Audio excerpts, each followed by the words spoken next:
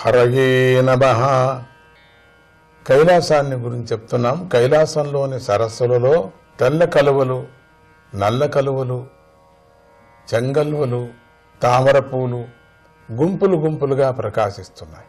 ఆ సరస్సులలో పక్షుల గుంపులు చేరి మధురంగా కూస్తున్నాయి. ఆ చోట ఎంతో సుందరంగా ఉంది.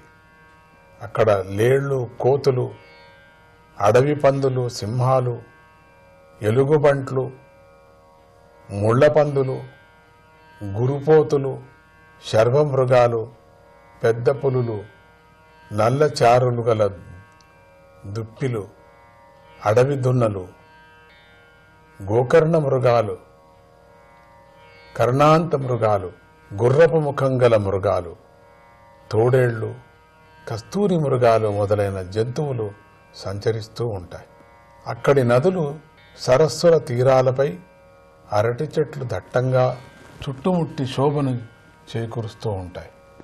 సతీదేవి స్నానం చేయటం వల్ల మిక్కిలి పవిత్రం చేయబడిన నీరుగల నందానది కైలాసం చుట్టూ ప్రవహిస్తూ ఉన్నది. దేవతలు శివదేవుడి నివాసమైన ఆ కైలాస పర్వతాన్ని చూసి ఆశ్చర్యపోయారు. అక్కడ ఉన్న అలకాపురపు అనేటువంటి ప్రసిద్ధి చెందిన గొప్ప నగరాన్ని, సౌగంధికమనే వనాన్ని కూడా చూశారు.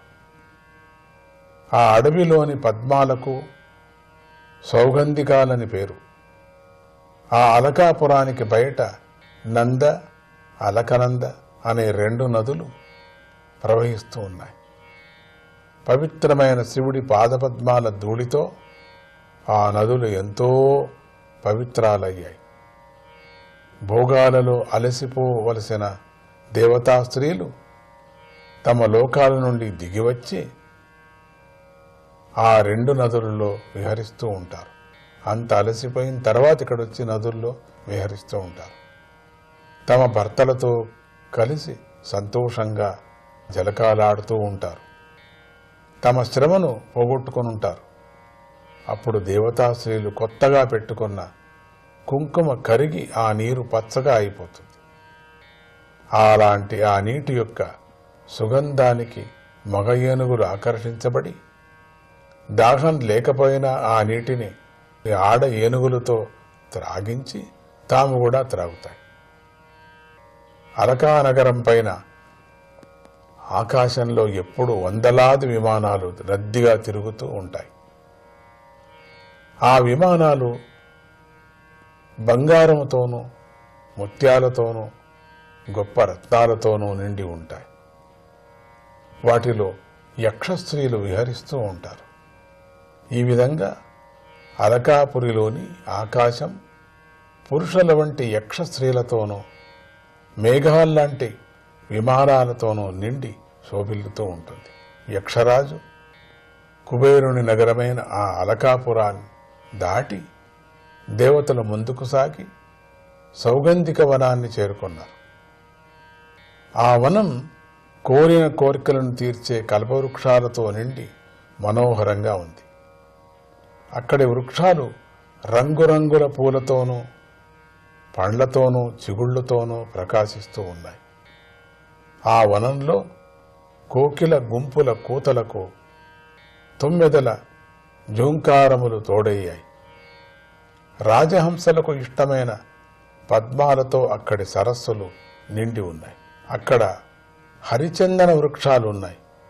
అడవి వేణుగులు తమ దురదను తీర్చుకోవటానికి ఆ చెట్లకు రుద్దుకోగా వాటి బెరడు బయటపడుతుంది.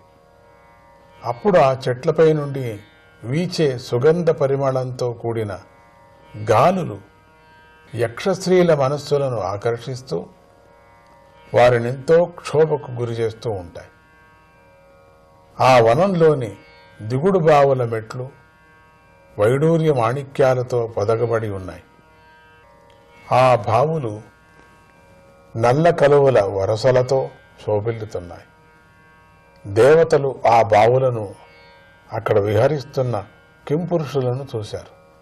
ఆ వనానికి దగ్గరలో ఉన్న ఒక మర్రి చెట్టును చూశారు. ఆ చెట్టు 100 యోజనాల ఎత్తు ఉంది. దాని కొమ్మలు 75 యోజనాల వెడల్పు కలిగి ఉంటుంది. ఆ చెట్టు నీడ ఎన్నో యోజనాల దూరం వ్యాపించి ఎప్పటికీ తొలగిపోకుండా ఉంది. దానిపై పక్షుల గూళ్ళు లేవు. దాని క్రింద తాపము లేదు. తస్మిన్ మహాయోగమయే ముముక్షు చరణే సురాః దదృశు శివమాసీనం త్యక్తామర్ష మివాంతకం. ఆ చెట్టు అణిమ మొదలైన గొప్ప సిద్ధులను నిలయము వంటిది. మహాయోగులైన సనకాదులు దాన్ని ఎక్కువగా దర్శిస్తూ ఉంటారు. మోక్షాన్ని కోరే సాధకులు ఆ చెట్టును ఆచరిస్తూ ఉంటారు. ఆ మర్రి చెట్టు క్రింద కూర్చొని ఉన్న మహేశ్వరుని బ్రహ్మాది దేవతలు చూశారు. అప్పుడు ఆయన కోపాన్ని విడిచిపెట్టిన యముడిలాగా ఉన్నాడు. ఆయన సమీపంలో రాగద్వేషాలు లేని సనక సనందనాది మహాసిద్ధులు ఉన్నారు. వారు పరమశాంత స్వరూపుడైన ఆ సదాశివుణ్ణి ఉపాసిస్తున్నారు. యక్ష రాక్షస ప్రభువు శివుడికి మిత్రుడు అయిన కుబేరుడు కూడా అక్కడ ఆయనను సేవిస్తున్నాడు. శివుడు జగత్తునకు హితాన్ని కలిగించేవాడు, మిత్రుడు, ప్రేమ స్వరూపుడు. ఆయన విద్యతో, తపస్సుతో, యోగంతో కూడినవాడు.